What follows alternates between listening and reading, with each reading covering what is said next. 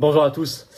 On parlait beaucoup de maladies X créées par l'OMS et il semble bien que pour 2025, ça pointe sur la grippe aviaire chez l'homme. On en a parlé déjà en vidéo ces derniers mois parce que on sent le truc venir et là, ça y est, les mots sont lâchés, confinement. Et vous avez la Californie depuis quelques jours qui est passée intégralement en état d'urgence. Une première au monde sur la grippe aviaire chez l'homme. Vous êtes peu informés en France, même si on commence à voir de plus en plus d'articles volontairement alarmistes en France aussi sortir. Et puis derrière, se trame beaucoup de choses sur l'ARN messager, avec même l'aveu qu'il va falloir qu'on serve de cobaye. Enfin, je vais juste lire, vous allez voir, les sources sont précises, vous pouvez les retrouver. Je rappelle qu'il y a de lourds enjeux financiers, que la Fondation Gates a investi dans l'ARN messager sur ce sujet depuis longtemps. Enfin, depuis plusieurs mois, en tout cas, ça s'accélère. Et qu'il y a eu un grand exercice de simulation à New York début octobre dernier sur la grippe aviaire chez l'homme. Je rappelle que début octobre 2019, à New York, il y a eu un grand exercice de simulation sur un nouveau coronavirus. Bon, donc, vous connaissez la date, 20 janvier, arrivée de Trump, de Kennedy Jr. à la Maison-Blanche. Tout ça se mêle. On va en parler aux États-Unis, au Canada, en France, de manière très concrète dans cette vidéo. Justement, le but, c'est pas de faire peur, c'est de chasser la peur. C'est de chasser la peur. Et pour ça, il faut que les gens soient informés. Vous savez, la peur se niche dans l'ignorance. Donc nous, ici, on fait le travail d'éclairage pour empêcher toutes ces manipulations affreuses. Merci donc de partager massivement. Pour ça, de vous abonner à cette chaîne YouTube par un petit clic gratuit sur s'abonner en dessous. Abonnez-vous à la chaîne, s'il vous plaît. Luttez contre l'invisibilisation et la censure qui est très forte depuis quelques jours. Pas que sur cette chaîne d'ailleurs, mais il y a des vagues. Hein. Là, il y a une vague. Donc, vous cliquez sur s'abonner en dessous, un petit clic gratuit et vous luttez, un petit clic gratuit, vous luttez contre cette censure et vous aidez au contraire à une beaucoup plus grande visibilité toute cette vidéo. Tout ce travail, ces vidéos. Merci beaucoup. On est en direct ensemble ce vendredi 3 janvier à 19h. Hein. N'oubliez pas, soyez là. C'est le premier grand direct de l'année et on a une sacrée actu française et mondiale à voir ensemble. Et moi, je veux répondre à toutes vos questions en direct que je vais découvrir sans interdit, sans tabou, sans langue de bois. Donc soyez là, ramenez du monde. On a du pain sur la planche à 19h pour notre grand direct. Et la manif, samedi 4 janvier, rendez-vous 15h, 104 rue Saint-Dominique à Paris, devant l'ambassade de Roumanie contre la tyrannie européiste. Pour le Frexit, on aura même des personnalités roumaines qui parleront. La situation est française. Ça va être un très grand moment en solidarité aussi avec le peuple roumain, laboratoire de cette tyrannie avec l'annulation de la présidentielle. Il faut venir très très nombreux, prendre un drapeau français si vous pouvez. Bref, ça va être un très grand moment, 15h, 104 rue Saint-Dominique à Paris ce samedi 4 janvier. Le 12 janvier, je suis à Toulouse, grand meeting, 15h, entrée gratuite, ouvert à tous. Lien d'inscription sous la vidéo en description, pensez à vous inscrire. Et le 1er février, je suis en Haute-Savoie à Thonon-les-Bains. Lien d'inscription également sous la vidéo en description. Allez voir le programme d'inscription, c'est aussi gratuit. Pensez massivement à vous inscrire. Voilà, moi je vous attends aux patriotes. J'ai besoin de vous maintenant. Si vous voulez vous battre pour vous et vos enfants contre cette stratégie de la peur, et au contraire pour l'espérance et pour bâtir avec le plus grand mouvement souverainiste et de résistance de France qui s'appelle les Patriotes, dans le rassemblement et l'action concrète. Lundi, je serai au tribunal à Liège devant Ursula von der Leyen. Mais je ne peux pas le faire sans vous, il faut venir maintenant. Adhérer pour le faire, c'est le premier lien sous la vidéo en description dès maintenant. Faire un don au mouvement, c'est le deuxième lien sous la vidéo en description. Je rappelle que tout ça, c'est 2 tiers de défiscalisation pour vous. Ça fait baisser massivement vos impôts et que votre compteur fiscal a été remis à zéro depuis le 1er janvier 2025, donc profitez-en. Les liens sont également sur les-patriotes.fr, notre site. Grand bienvenue et bravo. Beaucoup d'infos parce qu'on fait beaucoup de choses, mais en tout cas, je vous attends et on y va. Alors, grippe aviaire, état d'urgence, confinement, des mots qui apparaissent.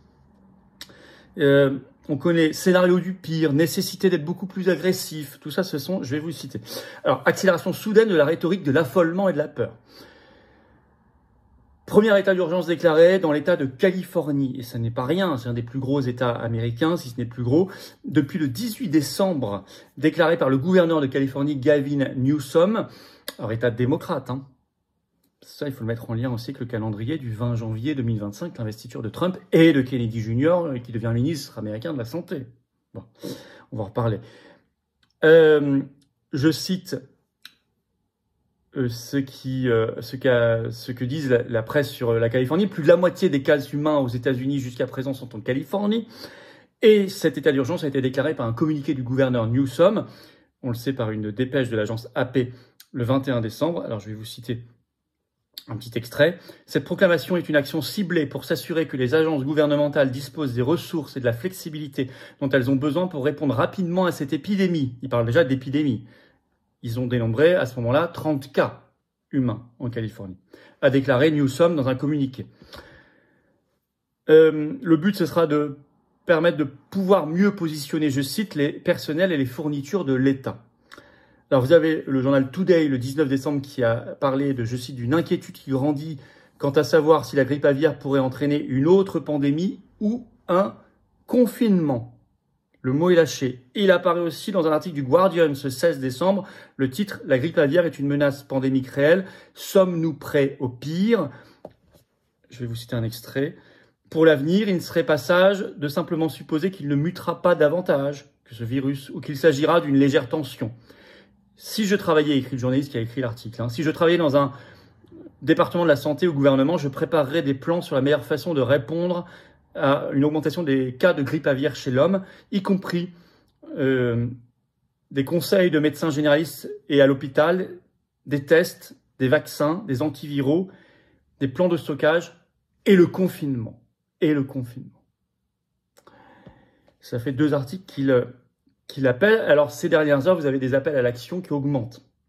CNN, 31 décembre, le titre « Alors que le rythme et la gravité des cas de H5N1 », parce qu'on parle ici, je vous le rappelle, allez voir mes vidéos du H5N1 chez l'homme, augmentent, les dirigeants des NIH, donc les instituts de santé américains, appellent à plus d'actions sur la grippe aviaire. En effet, parce qu'ils s'inquiètent, parce qu'une adolescente de 13 ans est tombée gravement malade de cette grippe aviaire chez l'homme en novembre 2024 au Canada, qu'elle est restée plusieurs semaines à l'hôpital et qu'elle est sortie il n'y a pas longtemps. Et je cite cet article de CNN, « Elle avait une défaillance multi-organique et était horriblement malade », a déclaré le docteur Megan Ramney, qui est doyenne de la Yale School of Public Health. Il faut être plus agressif, écrit CNN. Dans la réponse, je cite un extrait, « Dans les infections graves, comme celui d'un autre adolescent, mais cette fois en Louisiane aux États-Unis, le virus a montré des mutations qui signifient qu'il pourrait s'adapter aux humains, une découverte qui a mis les experts en maladies infectieuses en état d'alerte, car elle augmente la possibilité de propagation de l'homme à l'homme. Pour cette raison, nous devrions être beaucoup plus agressifs, je cite, dans la surveillance environnementale du H5N1, afin de suivre le virus et d'empêcher les gens d'être infectés, a déclaré Dr Nuzzo. Dr Nuzzo qui dirige le Pandemic Center de l'Université de Brown. Jennifer Nuzzo. CNN toujours avait fait un autre article le 27 décembre, le titre « Nous avons la tête dans le sable ».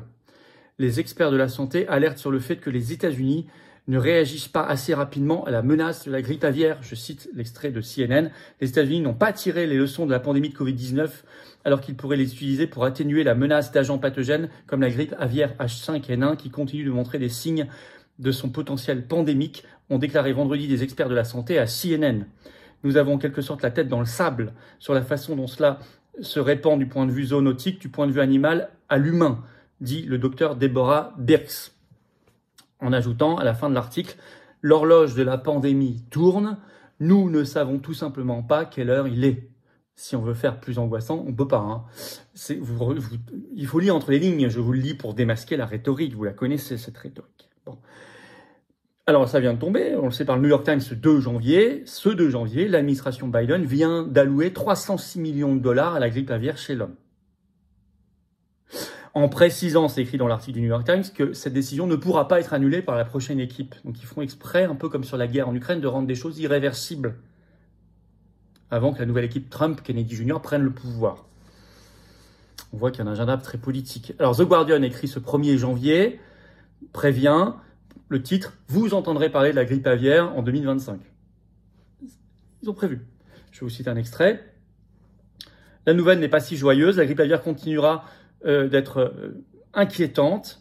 Depuis ma dernière chronique, écrit la journaliste du Guardian, les États-Unis ont confirmé un premier cas grave de H5N1 en Louisiane chez un patient infecté par la souche circulant chez les oiseaux.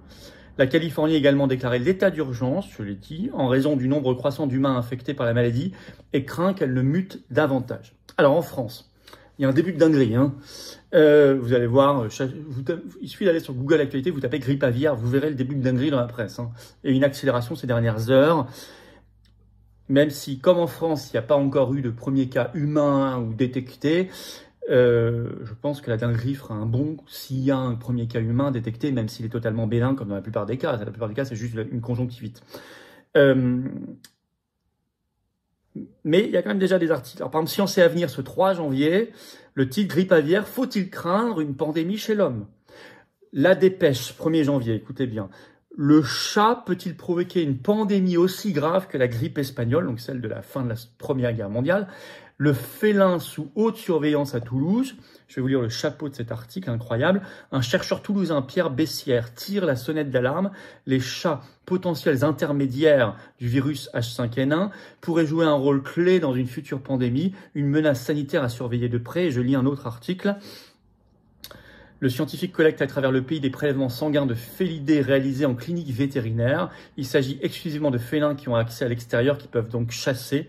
Sur un échantillon de 578 animaux, environ 1% étaient infectés. Bon, en gros, 5 ou 6 sur 100, on traduit. Je ne m'attendais pas du tout à un taux si élevé. En sachant, dit-il, qu'il y a environ 15 millions de chats sur le territoire français, dont une partie non négligeable se balade dehors. Cela veut dire qu'il y a sans doute plusieurs dizaines de milliers de félidés qui ont contracté la maladie en France. La situation est préoccupante, alerte-t-il.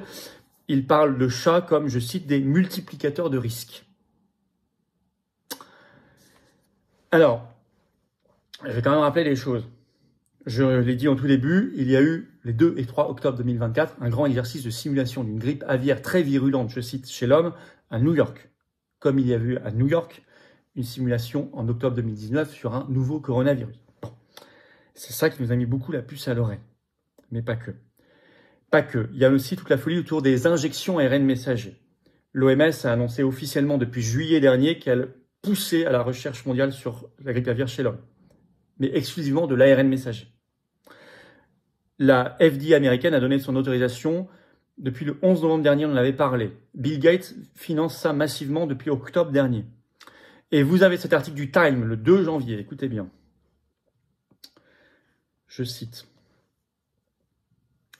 Les responsables de la santé n'attendent pas. Des travaux sur un vaccin ARN messager sont en cours pour protéger le public en cas de pandémie. Et un peu plus tôt cette année, le docteur Mandy Cohen, directrice aux États-Unis des CDC, ont désigné l'ARN messager comme une plateforme préférée pour ce vaccin, puisque ces vaccins pourraient être, entre guillemets, pourraient être développés et distribués rapidement. Je cite un autre extrait. Écoutez bien. Alors que le développement d'un vaccin ARN messager ne prendrait qu'une question de mois, le test dans les essais cliniques prendrait plus de temps. Nous savons que les injections seraient bien tolérées et sûres parce qu'elles le sont dans le contexte du Covid-19. Déclare Hensley, un docteur. Mais tout nouvel antigène doit être testé. Afin d'éviter les retards, écoutez bien, dans la fourniture des injections au public en cas de pandémie de grippe aviaire chez l'homme, les gouvernements devraient investir dans la réalisation de tests cliniques à grande échelle, à un stade avancé, avant qu'une pandémie ne se déclare, dit Hensley. Ce serait investir dans quelque chose dont vous n'êtes pas sûr qu'il va provoquer une pandémie, dit-il. Mais c'est une décision que les gouvernements doivent prendre. Ça, c'est Time, 2 janvier. Vous avez compris. Il dit, même si je suis pas sûr qu'on aurait une pandémie, puisqu'on n'aura pas le temps de faire les tests sur ces nouvelles injections ARN messager, il faut les faire à grande échelle, à un stade avancé. Donc chez nous, chez vous, chez tout le monde. Donc vous êtes le cobaye. C'est littéralement ça qui est écrit et qui est dit. Hein. Vous avez compris et entendu. Hein. Merci de partager la vidéo, hein, parce que j'aimerais bien que les Français entendent ça. Merci pour ça de vous abonner à la chaîne YouTube. Un petit clic gratuit, ça va aider à une propagation de la vidéo cette fois. Meilleure grâce à l'algorithme de YouTube. Merci à vous. Vous avez compris que c'est parce que aussi Trump et Kennedy Jr. arrivent le 20 janvier. Donc faire savoir tout cela parce qu'ils veulent créer un état de panique pour les mettre dans la mouise. Il faut faire barrage à la peur et la manipulation. Et le meilleur barrage, c'est l'information réelle. Merci de partager la vidéo. On en reparle et de tout le reste et de ce que vous voulez parce que je prends vos questions en direct à 19 h ce vendredi 3 janvier sur cette chaîne pour notre grand direct, le premier de l'année 2025. Il va être particulier. Soyez là. Je vous attends. Sacré direct sans tabou. Venez en manif nationale ce samedi 4 janvier, rendez-vous 15 h Paris au 104 rue Saint-Dominique, à proximité immédiate de l'ambassade de Roumanie, parce qu'on va se battre pour le Frexit et contre la tyrannie euromondialiste, pour la sortie de l'UE et la sortie de l'OTAN d'ailleurs aussi. Parce que la Roumanie est victime de cela, et pays laboratoire du bouclier démocratique européen, il faut se mobiliser en masse dès le début de l'année. Venez très nombreux, et vous le savez, le 12 janvier je suis à Toulouse et le 1er février en Haute-Savoie. Inscription pour les deux par 2 liens différents sous la vidéo en description. Partout, c'est entrée gratuite, mais inscrivez-vous. Je vous attends aux patriotes. Voilà, j'ai besoin de vous. Si vous voulez vous battre pour vous, vos enfants et vos éventuels petits-enfants ou arrière-petits-enfants, il faut venir maintenant. C'est le moment de se dire, je franchis le pas. C'est pour moi, c'est de la politique avec un P majuscule, les affaires de mon pays, de mon humanité, de ma cité. C'est ça, les patriotes. C'est des belles valeurs de liberté, de paix, de dignité, de souveraineté et de vérité. Mais je ne peux pas le faire sans vous. Le plus grand mouvement souverainiste et de résistance de France a besoin de vous. Et on déplacera des montagnes. On est anti-oligarchique, on n'a pas un centime de financement public, je le rappelle. Donc aidez-nous aussi. Tout ça a été fiscalisé aux 2/3 pour vous. Toute adhésion, réadhésion ou don au mouvement. Comment on fait pour adhérer, réadhérer? Vous êtes le bienvenu. C'est le premier lien sous la vidéo en description. Ce lien est également en commentaire épinglé. Une petite fiche sur l'écran maintenant et dans quelques secondes, un lien sur l'écran. Faire un don au mouvement, c'est le deuxième lien sous la vidéo en description. S'il n'y a pas de don, d'adhésion, de réadhésion, il n'y a pas d'action possible, concrète de notre part, parce qu'on n'a pas de financement public ni d'aide des banques. Et si on ne fait pas nous, personne ne fera à notre place. Si on n'est pas devant l'ambassade de Roumanie samedi, il n'y aura personne. Personne d'autre l'organisera. Si je ne vais pas au procès Ursula von der Leyen, il n'y a pas d'autre mouvement politique en France qui fait la plainte au pénal. Vous l'avez constaté, mais je suis désolé pour ça, mais c'est comme ça. Mais si on est là, on gagne. Les liens, par ailleurs, pour le faire, sont sur notre site les-patriotes.fr. 2/3 défiscalisation. Bienvenue, bravo, donateurs, réadhérents, nouveaux adhérents patriotes. Et vive la France.